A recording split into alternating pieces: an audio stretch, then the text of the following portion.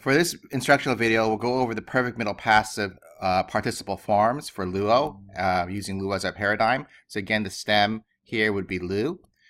And we have reduplication because reduplication is about kind of action. So we do see reduplication in the non-indicative forms. We have the stem lu. There's no connecting vowel. So just like in the perfect middle passive indicative, in the participle, there's no connecting vowel. Instead, we add the tense formative men directly to indicate that it's a middle passive participle. And then we use the second declension masculine ending, so le luminos. And I'm going to do something a little bit different. We're going to go over to the feminine. Le lu men ne is a feminine form. So you have the reduplication, you have the stem, you have the men tense formative for the participle, middle passive participle, and then you have the first declension case endings with eta. And then for the neuter forms, you have the reduplication, the stem, the men tense formative, and the neuter case endings. So you've seen the middle passive form using the men tense formative and the 2-1-2 case endings so many times already. You've seen it with the present passive forms, you've seen it with the aorist middle forms, and now you're seeing it again with the perfect passive and middle forms here. So what I'm going to do is I'm going to pause. I'm going to have you fill out the chart. Okay, I filled out the chart, and you can compare it with yours. But let's read the perfect middle passive participle paradigm for the masculine, feminine, and neuter forms together. Let's start with the masculine forms. Ready? 1, 2, 3. Le luminos, le luminu, le lumino, le lumina, le luminoi, le lumino, le luminon, le luminois, le luminus. Let's read the feminine forms.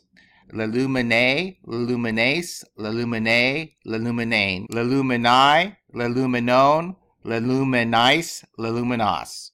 And then the neuter forms, le luminon, le luminu, le lumino, le luminon, le lumina, le luminon, le luminois, le lumina. And those are the perfect middle passive forms. Now that we've gone over the forms of the perfect participle, we now should go over the way the perfect participle is translated. And it is also participle that, in relation to the finite verb, is sequential. So we've already learned that the aorist adverbial use of the participle shows sequence, where the action, the aorist verb, happens first, and then subsequently the action of the main sentence. With the perfect participle, we have a slight nuance, which is actually really interesting in terms of translation interpretation.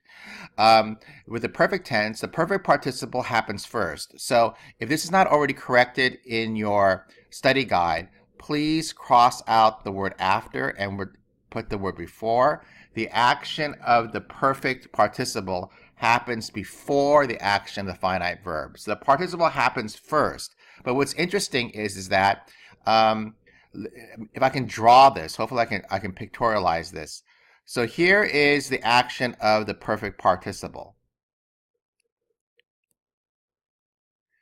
And whatever event happened in the past, the effect is still ongoing. So the effect kind of shoots even past the action of the main sentence. So if, let's say this man here, the action of the main sentence is that he's running. After he had worn his best suit, best athletic clothes, he went running around the block. That means he put on his clothes and he's still wearing the same athletic clothes while the main action starts happening later. The idea here is that whatever action happens in the past, the effect of that action is still ongoing when the main part of the sentence starts its action. And so how do we translate this? Again, we know what the perfect participle means, but rendering that into English has always been a challenge. So what I try to do is, again, give suggestions. These are not prescriptive, but they're suggestive. That given the particular tense of the main verb of the sentence, these are suggestions on how to translate the perfect participle phrase based on the choice of the tense of the main verb. So if I have the present tense I believe, and I use the participle phrase he orakos ten aletheon, which is having seen the truth. When I translate this into a clause, the perfect participle is helped if we use the conjunctions after. Sometimes it can mean while or when you're focusing on the effect of the past action rather than the initial action that produces the effect. But a lot of times, I think after will suit our purposes, and that's probably your go-to conjunction. And when after doesn't seem to work, try while or when. But if I use the word after, I am translating he orakos tein aletheon as after I have seen the truth. That means I saw the truth and I still know the truth. The idea is I didn't forget about the truth. It's still with me. I believe, or I am believing. So you want to translate the perfect participle in a way where it's clear that the action of the perfect participle happens first. It happens before the action of the finite verb, but you want to relate it in a way where the effect of the action in the past is still ongoing. So the emphasis on the effect or the kind of action that's taking place that continues when the main verb's action begins. So after I have seen the truth, I believe. If I use the future, I will believe, then maybe I might want to translate this after I see the truth, or after I have seen the truth, I will believe. If I'm using the imperfect, I was believing, some sort of past time main verb, then after I had seen the truth, I was believing. If I use the aorist, I believed. After I had seen the truth, I believed. And then the perfect, after I had seen the truth, I have believed.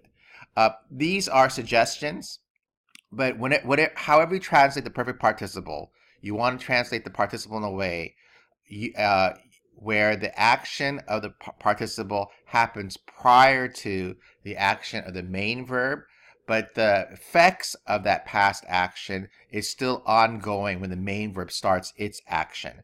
So the best way, or not the best way, but probably the easiest way to kind of do that in English for our purposes in beginning Greek is we're going to use the conjunction after, and we'll translate the perfect participle in a perfect indicative way as a clause, and then the time of the clause for the perfect participle will be prior to the time of the main verb of the sentence.